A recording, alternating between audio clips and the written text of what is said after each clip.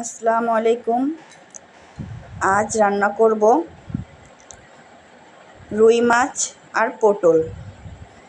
আর আগে থেকেই সকালে উঠে ভাত আর ঢেঁড়স ভাজিটা রান্না করে রাখছি।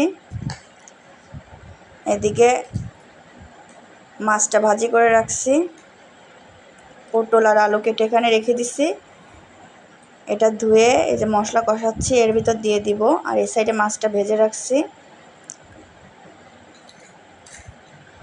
প্রথমেই ভালো করে মশলাটা কষালাম। এই যে ঢেঁড়স ভাজি, ভাত এগুলো করে রাখছি। মেয়েকে পড়াতে আসছে আরবি টিচার,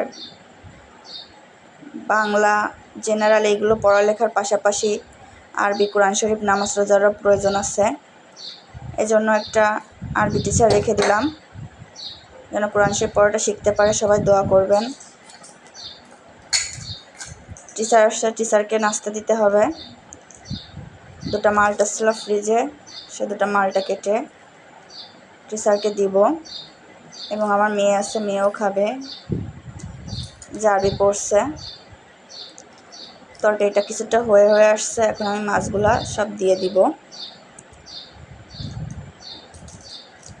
তরকারিতে।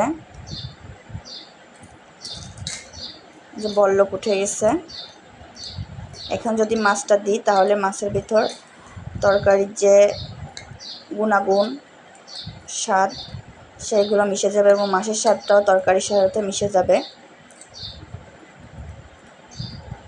এই যে রান্না প্রায় শেষ, দেখতে পাচ্ছেন রান্না হয়ে আসছে।